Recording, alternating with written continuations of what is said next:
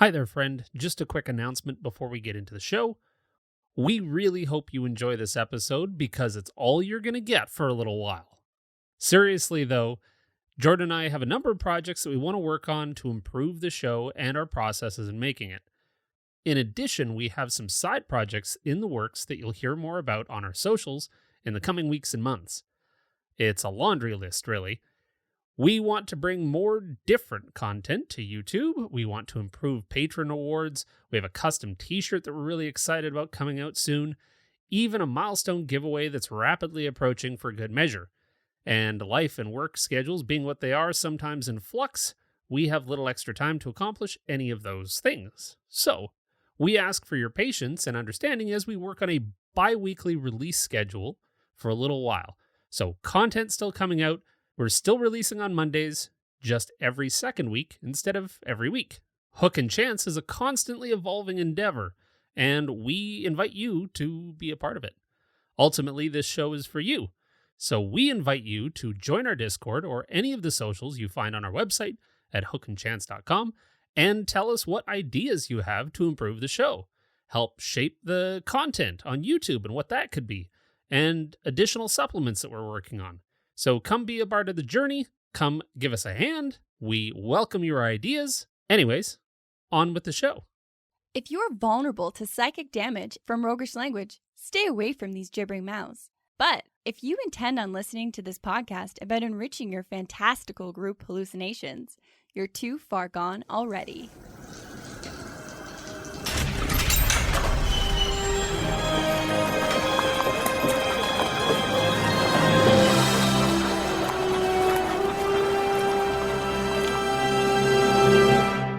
Your next game is going to be wickedly charismatic, and here's why. In this episode, we find some answers too. What can we use to add depth to our D&D cults? And what does a fantasy cult look like in practice? And what ideas can we glean from real modern-day cults? Welcome to the Hook and Chance podcast. I'm Jordan. And I'm his brother Travis. So yes, today, this episode, we're talking about cults. And my first thought, when I think of fantasy cults, is bloody rituals, evil goals, some serious chanting, probably a goat in there somewhere. Yeah. Being tossed around. I mean, you and I were nearly the target of becoming a cult. Yeah. When we lived in northern Idaho next to some very religious families, and we just happened to have goats and didn't go to the church. And played music sometimes. And played loud music sometimes, which meant that we were probably killing goats on a mountaintop somewhere. Sacrificing them to dark gods. That's how it happens. It's so quickly you can become a cult and not even realize it. But I think that is exactly the problem that we're trying to overcome, because it is so easy and so quick to reduce people to cult. And like, it's just evil people. And you're like, oh, okay, well, they're probably killing goats somewhere. And that's how we end up with some of the problems of creating cults in D&D, is we just go, well, they're evil, and that's why they must be stopped. Exactly. Like, a cult starts with the potential of becoming more interesting because it's not just a monstrous creature. We're actually talking about people here. But like you said, Travis, we just slap on evil, and all of a sudden, you might as well be throwing any old monster with another bag of hit points at the players because there's nothing special. But look, unlike monsters who, speak other languages, these guys chant other languages. It's different. And I guess. Yeah. And they're all wearing the same color robe, and that means that they're bad. Yeah, they just got a good deal on some fabric. Well, can you imagine, like, that's the thing that kicks off your adventure? Hey, listen, I'm a textile manufacturer, and there's one person that just keeps coming and buying me out of all of the red fabric. Can you figure, like, I need some red fabric left over. Can you figure out, get to the bottom of this? My stocks are getting hit. That's a great hook for an adventure. So, like, not, hey, my child has been lured away, but, hey, the flow here of goods and services is being affected. I need you to go solve it. And like what you just said, Travis, my child is being lured away is a plot hook that we're trying to move towards and away from the automatic plot hook of a cult, which is there's a cult doing evil. Go stop them. Well, and I've done this so many times. Yeah. Like I've just said, hey, you come across this place. It looks kind of creepy. You hear chanting inside, and then the adventurers, like my players, know exactly what to do. They're like, oh, I hear evil chanting in the distance. Draw my sword. We're going to kick that door in and slay everybody. And then I started blasting. Yep. Yeah. But Travis and I want our cults to be more and actually tell us stories surrounding them. And I think a good place to start from is figuring out what's actually interesting about cults. Like in the real world, I think we're so fascinated by cults because we just can't wrap our minds around why people are lured into them. Like the questions that roll through our heads are they victims, perpetrators, somewhere in between? The moral mud on cults is very thick. Yeah, and it's so insidious. Like, we would look at one particular cult and go, unbelievable how they could buy into such malarkey. And then we ourselves go, oh, I actually, I kind of dig crystals or whatever the case may be. Like, there's so many things that we're willing to just bypass. And that is what makes this topic so fascinating, is how do we create a cult for D&D that isn't just a smattering of culty tropes, but actually is something that the players can go, wait, what? I'm starting to, I don't think this is right. Oh no, this is terrible. Like that's the kind of journey that we want to take people on. But still have to decide who's the bad guy here. Yeah. And make some choices around that. Totally. And we know that you've got plenty of fun ideas for your cult, so let's talk about a structure you can put that into, some details that can make it grounded and fantastic at the same time, and challenge your party in all kinds of fun, moral ways. So something we should probably state on the front of this is that we didn't write this episode with any particular group in mind. But if any of this episode seems vaguely familiar or a little bit true to your own life experiences, it could be either purely coincidence or, like a bad Jeff Foxworthy joke, you might be in a cult. Yeah. So if any of this seems vaguely familiar, just, it wasn't intended. It's all for fun and lols. Anyways, on to the strategy stateroom. This is the Strategy Stateroom, where inventive and cunning tactics are crafted for when they're needed most. All right, so in true form, you have read numerous books on cults now. You're very deeply embedded into this topic. So what the hell makes a cult? I'm glad you asked. Yes, I have read most of a couple books. One being Cultish by Amanda Montell, The Language of Fanaticism, and Cults Inside Out by Rick Alan Ross. So it's safe to say you're clearly the world's foremost expert on cults. God, please do not turn me into a cult leader about cults. No, and no. But there's actually plenty of debate for what defines a cult. My guess is because cults try so hard to put on the facade that they are not a cult. Innately hard to describe them. But for the purposes of creating them in our fantasy RPGs, I don't think we need to explicitly define them, but just keep these points in mind. Cults are a group with a charismatic and worshipped leader, as opposed to a commune, which actively rejects leaders. It's a group where the leader manipulates its members, exploits its members, and for our purposes, again, we're talking about a group with a nefarious plot. They need to be trying to bring back Tiamat. Yeah. Or worshipping something evil. It's got to be evil. There's no point in confronting a cult if they're just hanging out, being chill in D&D. We worship the carrot. We grow many carrots. That's fine. And in the real world, there's actually a distinction that's made between cults and destructive cults, because a group of people that are just super obsessed with a concept, I mean, you could argue that it's bad because it's pulling people away from their lives, but other than that, it's hard to point a finger and be like, they're bad. It's only the actions of a cult that makes them bad. Sure.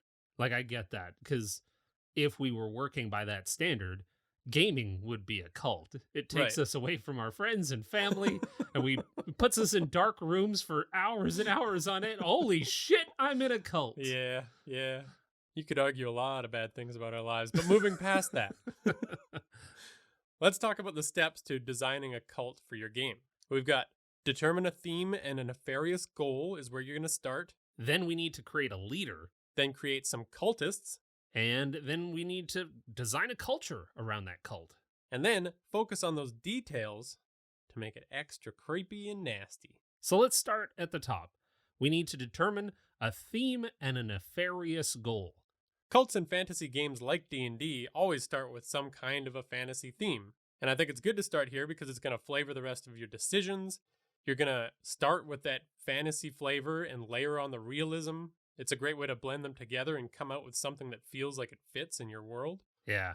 I mean, in the Forgotten Realms, you've got the cult of the dragon bringing about the rule of undead dragons. Right, that's the theme. You've got the cult of the absolute, which their whole thing is finding an all-powerful super weapon. Well, in Princes of the Apocalypse, you had 4 competing cults. And I remember running Princes of the Apocalypse, and guess how deep the world building went on those cults? The theme? Yeah, it was about as shallow as a kiddie pool. Yeah. Every single one of the cults just had a different color and a different leader. Water cult, we bought out the blue fabric. Yeah. The blue fabric's out of stock. The fire cult got all the red fabric. Really, this person's left with beige. Yeah, and they're probably a happy fabric dealer. Let's Fair be enough. honest. That's who's really behind all of the cults. Anyone want to start a dirt cult? I got lots of brown.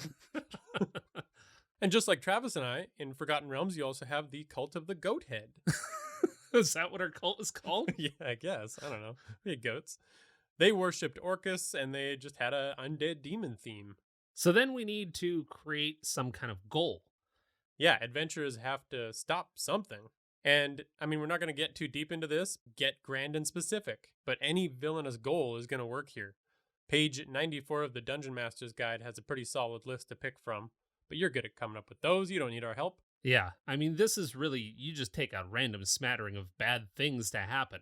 That's the internal goal of the cult and the cult leader. Yeah. But now we get into the good shit. Creating that charismatic leader, that cult leader.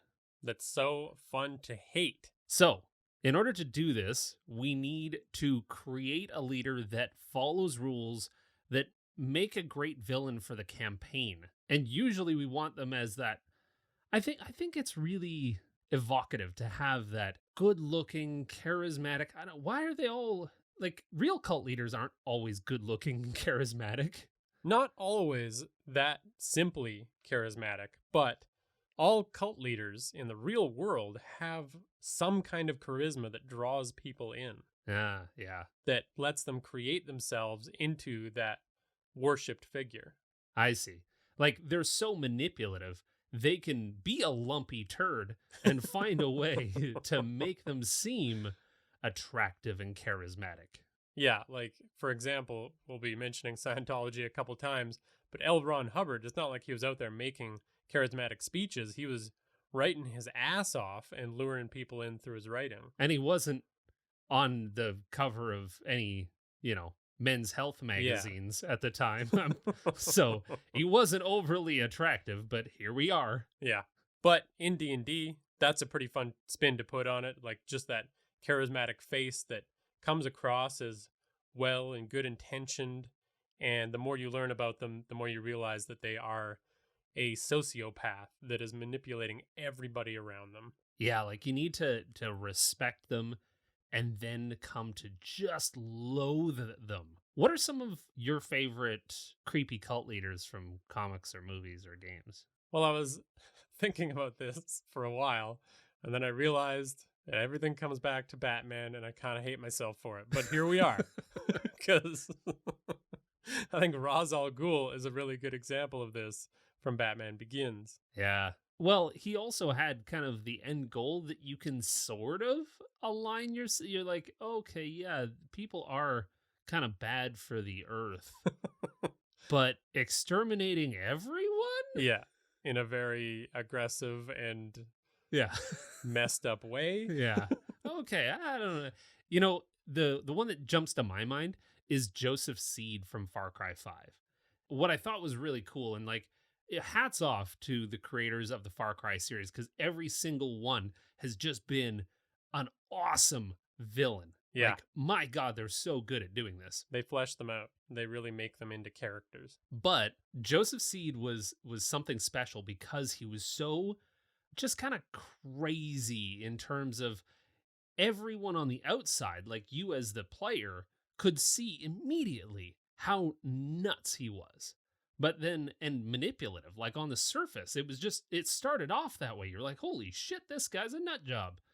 And then, as the game went on, you could almost see his convictions and how much he believed in them and how he was just trying to help his family and make the world a better place. And you're like, oh, he actually believes it. Like, he's not just a typical manipulator. Yeah. And an important note with these cult leader characters, too, is that they usually have some nugget of good underneath it all, but they have to believe that the ends justify the means for them to do all of this evil. Yeah.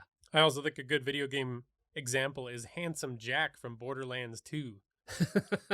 I mean, I love Handsome Jack Yeah. so much. He's a genuinely comedic and likable character, and that's the best part about him, because he's like the billionaire. He's kind of like Elon Musk in that he's just doing whatever he wants behind the scenes, but putting on a good face. Yeah. I really like that the entire time, you know, he saw himself as the hero character throughout that entire series, and he saw all of your characters as the players, like all of the adventurers, the vault hunters, as like, you guys are the problem with the entire world. I have to get rid of you. And it's like that weird, like, frenemy vibe almost, because he kind of liked him, but also kind of hated it. I don't know.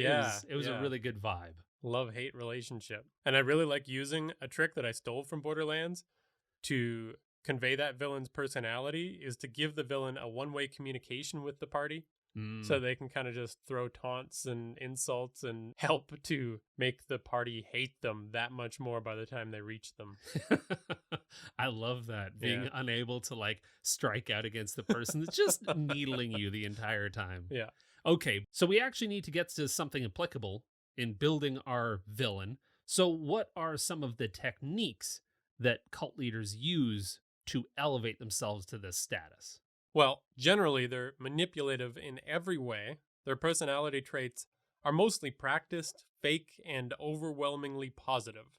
And to meet someone like this, you immediately have that reaction of like, well, you can't be this good. What's the problem? The catch? Yeah. I think a really good framework for me to think through how this villain is going to act comes from the book Influence by Dr. Robert Cialdini, who kind of just lists off the ways in which people wield influence. So reciprocity is the first one. People will try to give you something in order for you to give your time and attention to them. Yeah, I could see like some kind of cult leader saying, you know, you don't even need the plot hook. You just go, you've gotten an invite from somebody very powerful. And it's just, come visit, adventurers. I invite you. I'm going to put you up in my castle and I'm going to treat you like gold the entire time, and gives you gifts, lavish you with like adventuring gear. Why not? And that's such a great way to start off some kind of cult adventure, because your players are going to be like, obviously wary. But when this mysterious figure just starts bestowing all kinds of gifts on you, you're going to take it. Like, you're going to be wary, but you're going to take it. Yeah. And I think that's honestly an adventure I want to run at this point, is a cult leader treating the party like initiates. Yeah. Like trying to lure them into the cult. Hey, I just need you to do this one quick thing for me. Yeah. What's the next one? Scarcity. So the concept that there's only so much to go around. And I think a cult leader would wield this with their attention or time. Mm-hmm. Like, if you want to talk about what you think is wrong, I'm only going to give you a little bit of time. You can ask any questions you want, but I'm going to be gone in 5 minutes. Yeah, like not being able to always get that kind of attention means that they can dodge all kinds of things. Yeah. They never have to be pinned down, and they can just keep stringing people along that way. Yeah. Cool. Then we have authority. Cult leaders are always presenting themselves as the ultimate authority. I am the only one that can see this magic text. Yeah. That tells us what we should do. Yeah, or I'm the only vessel of the greater power, or I am the greater power. Just trust me. I've seen the future. Yeah. And I know what is going to happen. You want proof? You're going to die one day. That's true. Therefore, I can see the future. Smart. Then we have consistency. And, I mean, they're not going to actually show consistency. They're just going to lie about it. Well, I mean, these kind of people tend to like change their goals depending on what they currently need. But it's always within the framework of a very consistent set of rules. We need to get to space in our magical spaceship, but to do that, I really need a really nice Reuben sandwich right now in order to think on how to get us to space. Like, they can wield whatever the hell they want. They can ask for whatever they want within this framework of, we've got a very consistent goal, and we've been working at it for decades. Yeah, I like that angle of the cult leader of like, if it's a new cult, they're claiming that it's not new. You're just learning about it for the first time. We've been around for 1,000 years doing our good work. Oh, yeah, that too. That's a good point. So, because it's old, obviously you can trust it. Oh, yeah, like cult leaders use all kinds of twisted logic. It sounds good on the surface, but as soon as you actually consider it, it kind of falls apart. Yeah. Then we have liking. This one's very simple. You're more easily influenced by people you like. So there's actually a concept called love bombing that almost relates directly to cults and how they do this. Love bombing is feigning friendship and interest with flattery, affectionate touching, and attention. Oh, so that's why everyone's always like massaging each other's shoulders and shit like that.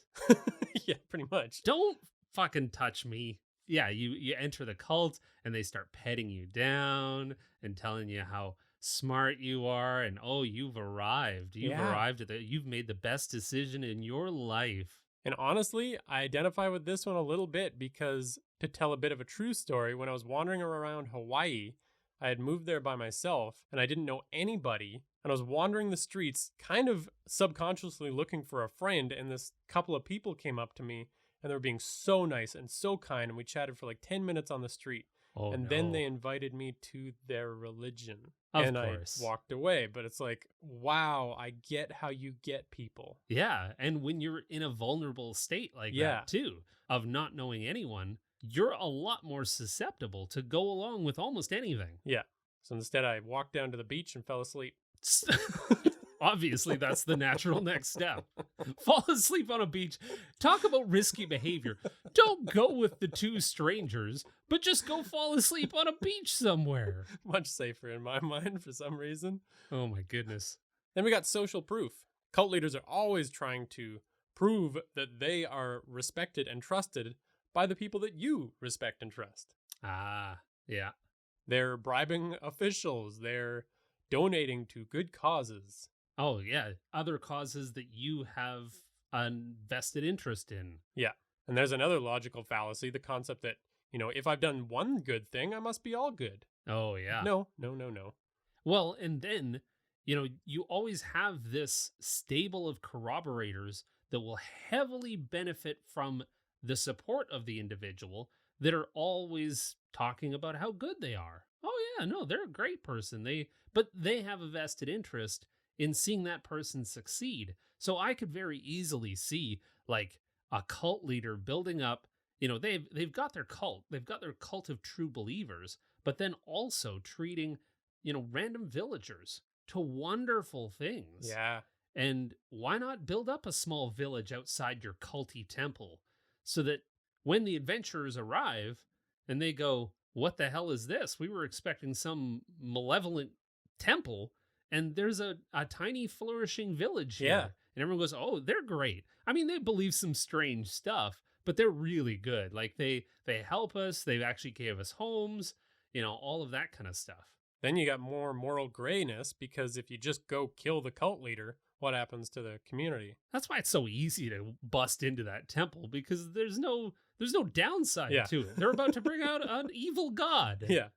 And of course, cult leaders in real life always claim to either be a godlike figure or be the only vessel of a godlike figure. This happens so often. But the neat thing about fantasy gaming is they can actually be that. Nice. Yeah, legit. Demon lords can run cults. And they also aim to turn people into tools. Like, that's one of their main goals. They're trying to make it so that they can just command people and those people will not question them. Well, obviously, because then you could just get away with having a one-person cult, but you can't get a lot done with one person. Exactly. So, on that note, we obviously need to create some cultists. We need to create the followers that are going to follow our nut job. Right. And you can take your time to flesh these out as much as you want. But I think a nice starting point for creating a few cultists that your party can interact with is to separate them based on their attachment to the cult. So the first NPC I would make is the diehard. This cultist will do anything to please the leader. They're all in. Yeah. You need that total conversion, that total commitment to the leader. You need to see that fervency to the cause. And my problem in the past is making all of the cultists this way. Oh, well, that's the first stop. Is that everyone believes equally and they're all totally bought in. Yeah. But then I would make the waffler. And this cultist is really on the fence about the whole deal. They're starting to see the cracks. So what if you just then picked like 2 to 3 of the previous elements that we kind of talked about? So, let's just say that social proof.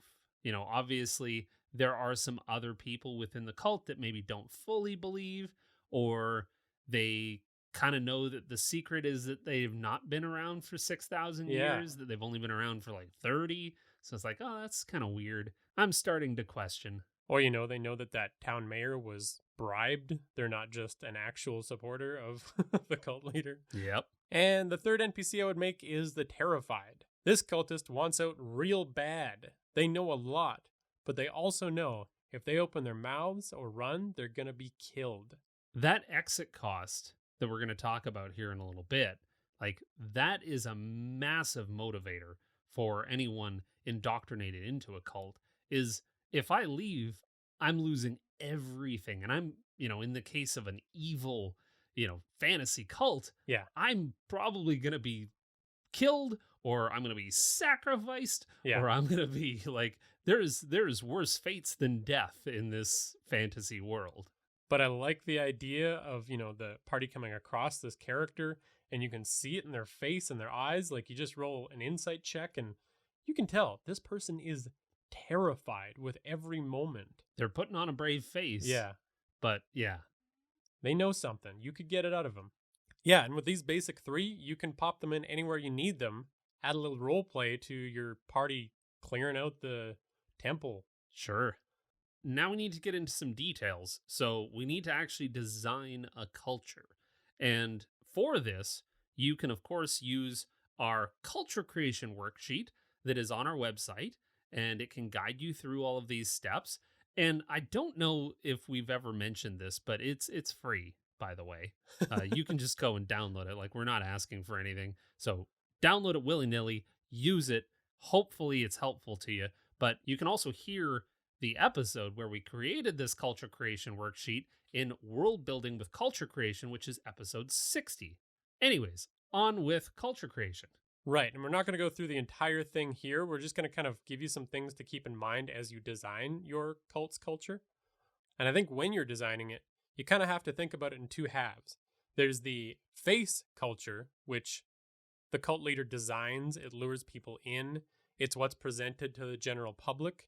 And then the real culture, which is what keeps them in and keeps them trapped. And you can play these cultural values in 2 completely separate ways. They can be on the good end of the spectrum or the bad end of the spectrum. For instance, honesty.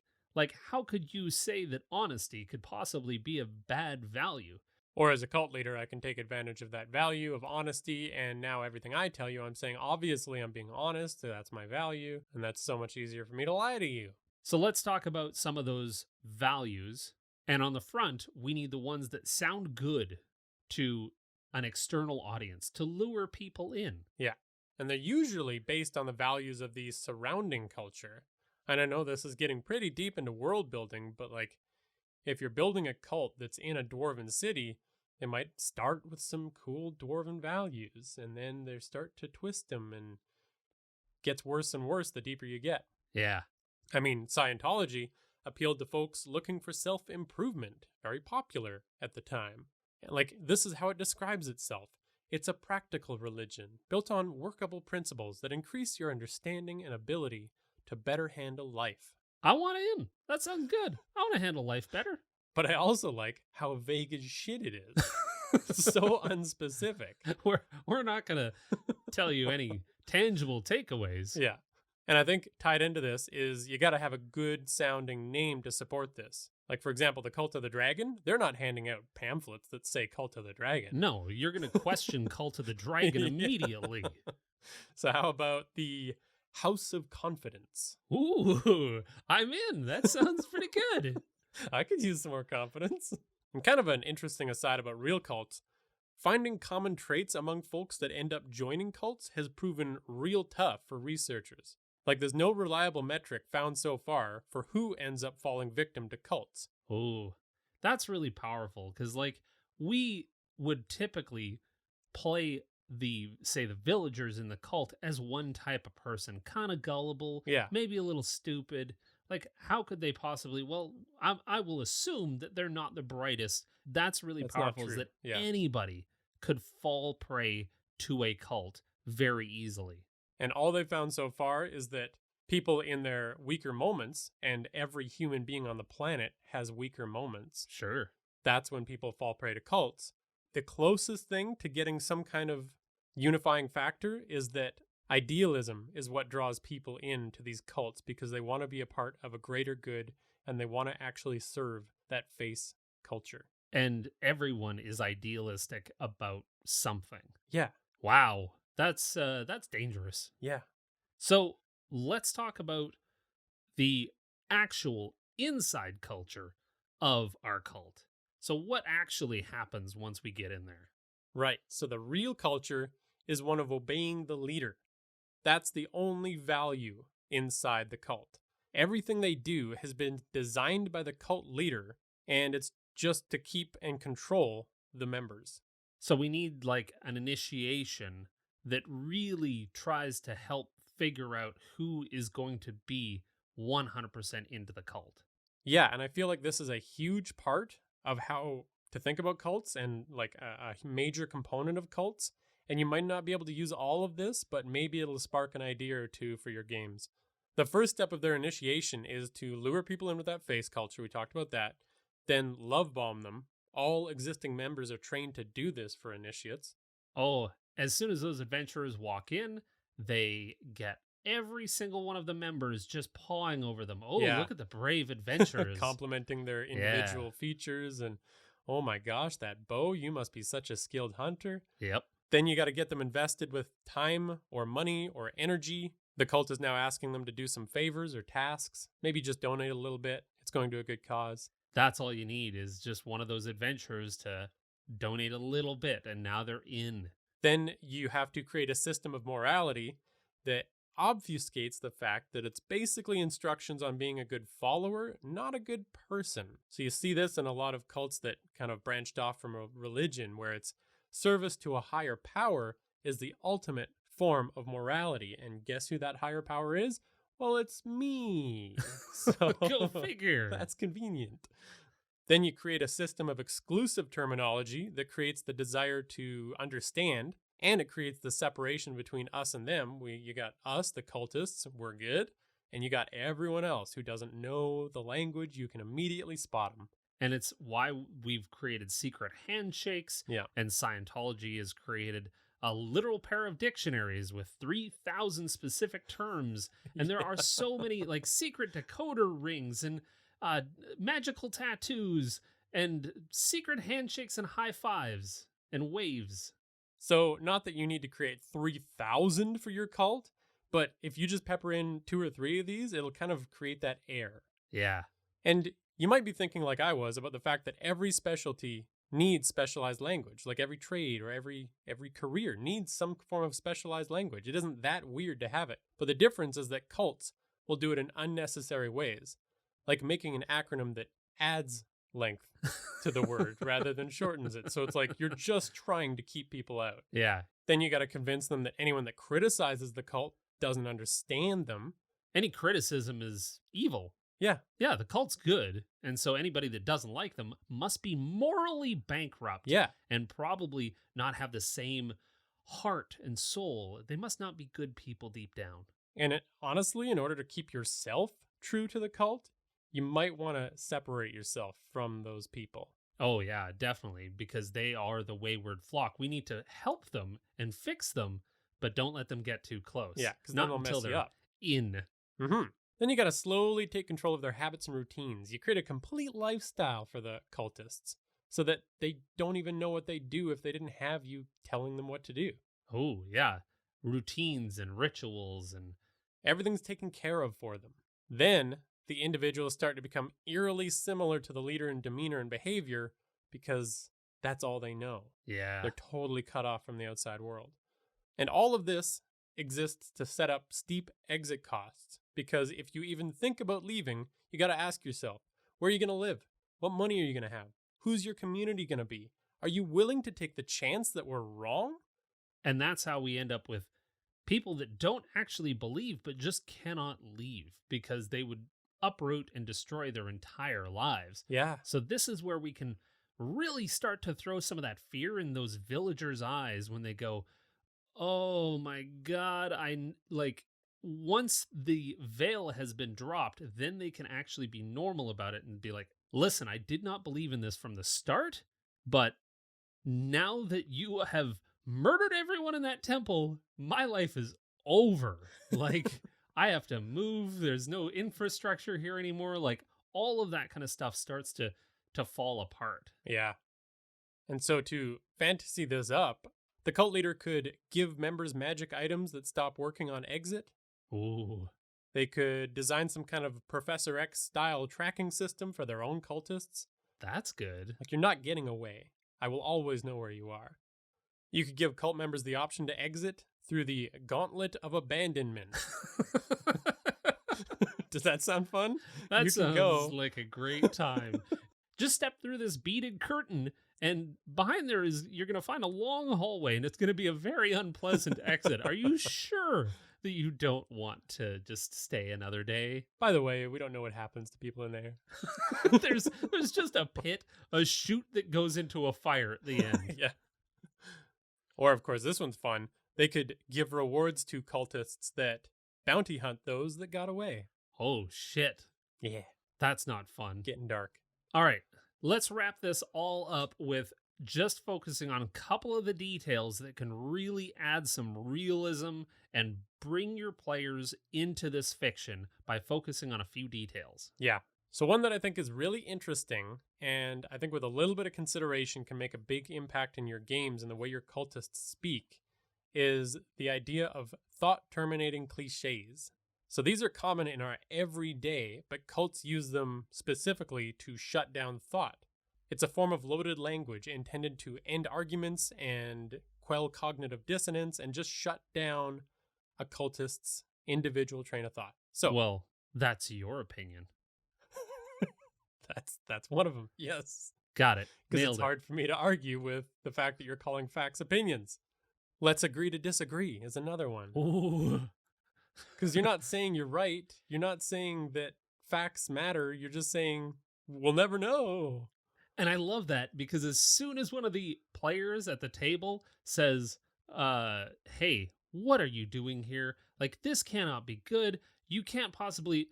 Well, that's your opinion. Yeah. And it destroys. It really is quite effective. Or, your cult leader just blew up a town. Let's agree to disagree. No, there's rubble over there. You can walk and look at it. Yeah. Or, a couple of examples that are prominent in religions is God moves in mysterious ways. God has a plan. This is all a part of it. These are both ways that just shut down you trying to think through how to actually solve problems. Yeah. It's like, don't think. Stop thinking. Well, it's ripe in politics, too. You've got support our troops. No matter what? can we talk about this? Can we Yeah. talk about what's potentially good and bad? No, just blind support. And that's a good example of the irrelevant conclusion fallacy, which I think is really powerful. It's making a point that's besides the point. Mm. Well, yes, support our troops. I care about the people. I'm not saying I don't. I'm just asking you questions about the reasons behind it.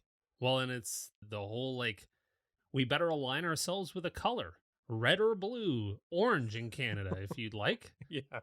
Blindly following that color creates that us versus them that is Yes. so common within cults. And then all kinds of groups will use terms like better dead than red to support those colors. And that's creating a false dichotomy. It's like, no, we can talk about how to improve our group. Let's talk about how to improve both. How about that? Like, Yeah. let's fix some shit and talk about it. Or the classic love it or leave it. It's like, those are not the only two options. You can't. There has to, in order for any improvement to happen, Yeah. we have to discuss things. So these kind of like just immediate abort buttons are like, Yeah. no, I'm not having this conversation. And cultists can be just spewing those out left, right, and center. I love that. That's so easy. Okay, so let's put all of this into practice. We need to actually, walk the walk and create our own cult. And I think, for my purposes, we're gonna have to help my campaign, please. Of course. Always taking the opportunities. Sure, let's do it. All right. So I need a demonic cult, and in my game, in this world building that we've kind of created, I've kind of mashed like demons and devils together into just a group of general fiends. Yeah. And they won a war about 400 years ago. Demons and devils just ran amok, and it forced all peoples into refuge within these large, safe cities, like just a few left. And they created magics that keep the demons and devils at bay. But I'm thinking that there's one settlement, our cult, that doesn't need the magic. Okay. And they're able to just live freely and comfortably outside the safe walls and the magic of the city because their leader is helping them do so. And the reason that I like this is just because I want to make their cult leader a literal demon. Yeah. Because that's awesome. Totally. Why can't the followers of the cult see that this person is a literal demon? It's got horns, it's got a tail, it's got wings. Why can't they just accept it? Right, because that's the perspective we always have in our world about cults. Like, it's so obvious. But if we're actually going to put this to the test, we need to make it so that this is actually plausible. Like, we need, even when we're using the extreme example of demons being literal cult leaders, Yeah. we need to see if our steps can help it so that like even the players can at least empathize with how people would follow this person. Yeah. So I assume the kind of fantasy theme we're leaning into here is fiends, demons. Yeah. So then what's their nefarious goal? Well, I think the nefarious goal that they're going to lean towards is like the cult leader is going to desire political power over every one of the surviving cities. And because he couldn't necessarily just walk into the city because, again, that magic is keeping him at bay. Okay. And obviously, he's a demon. I think that he's going to be using some of his followers to tackle tasks inside the city. And then, of course, because he's a demon, he just wants to live a very lavish life at the expense of his followers. Yeah, that makes sense. What's the name of this cult that sounds good on the surface? Well, I've got a map that I want to kind of use, and it looks really cool. I'm using a Tailspire map. And so it's a giant, like, demonic-looking kind of cathedral.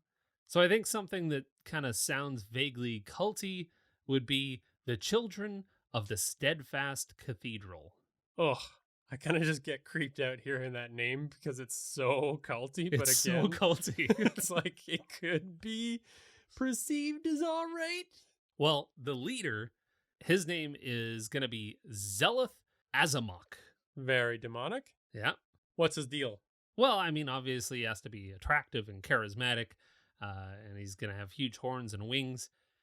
And, I could see him leaning into that, like the charismatic leader of, like, I too would be skeptical of me. I mean, look at the way I look. Yeah, yeah. And what I'm thinking is that, like, he's taking some of those personality traits, like passionate. He could be passionate and people could see him and go, oh, wow, he's a passionate dude. Like, look at him give that speech. But at the same time, they would play off his passion when he cuts someone in half with a giant flaming sword, be like, he's very passionate. And that person was a doubter. Right. Yeah, they're explaining it with his traits that Exactly. he's conveyed. Paternalistic is another one where it's like he's very gentle and he's calm and he wants to encourage and inspire and lead.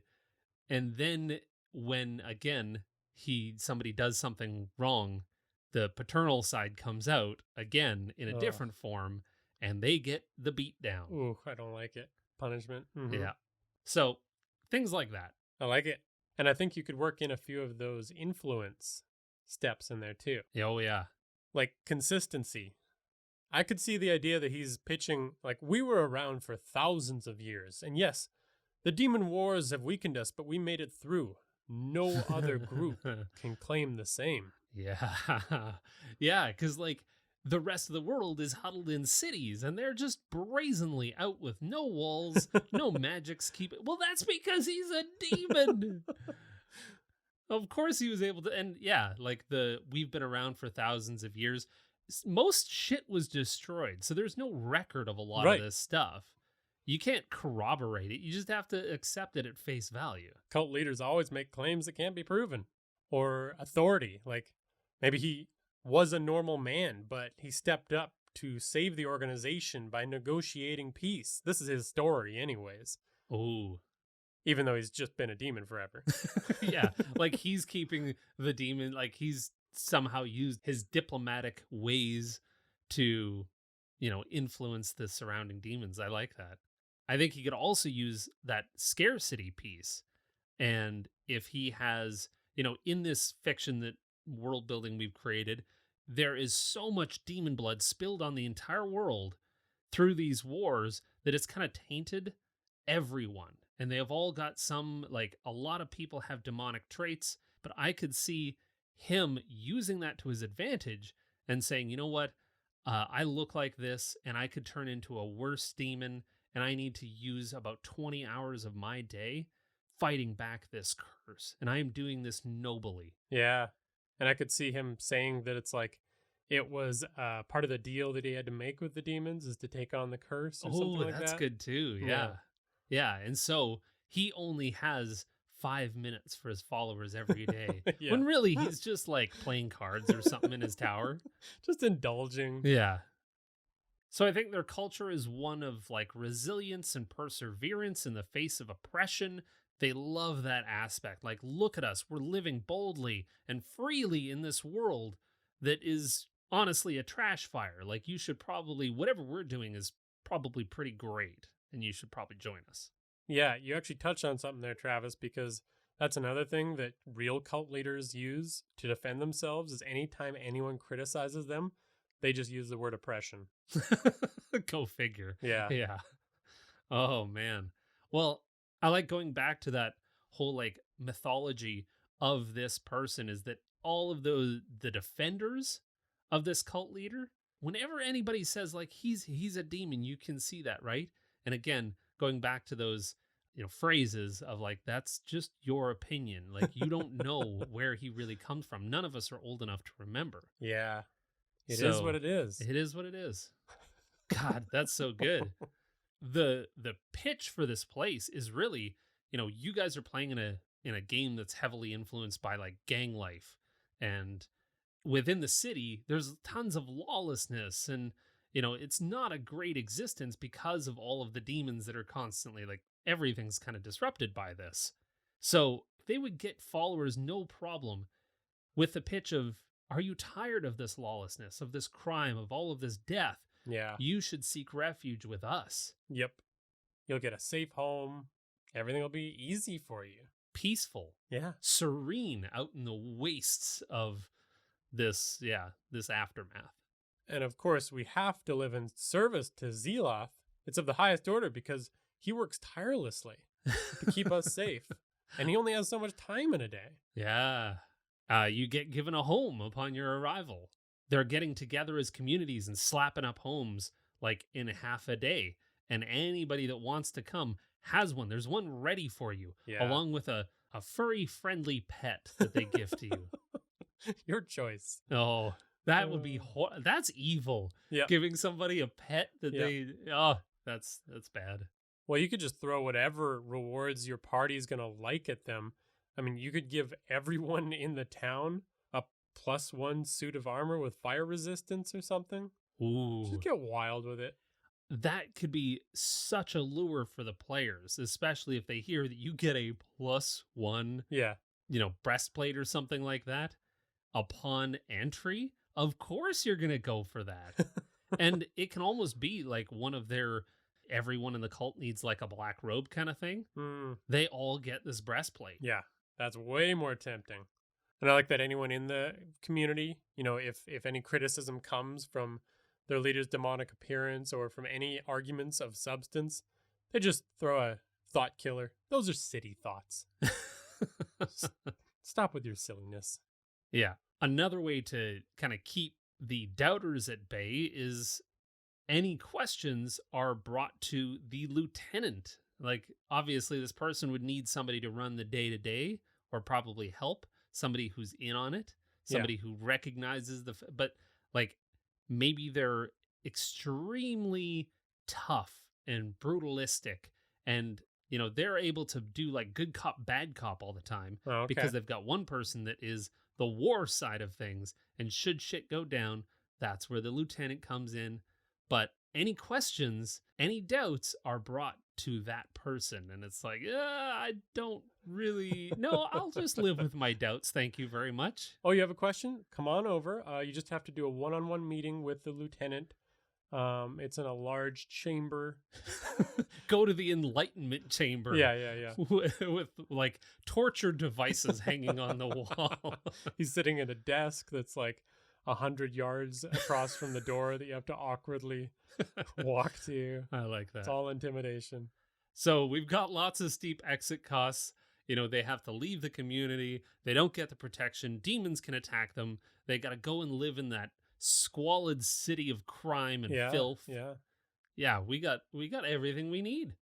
And of course, you need a name for the outsiders, something like the Strugglers. We are the chosen, and they are the Strugglers. Yeah, if you leave, you will be tainted, and you may come back, but you must work your taint out. That dies here. Never say that again. Deal. Hopefully that was helpful. Hopefully you got lots of ideas for an evil cult that you can throw at your players.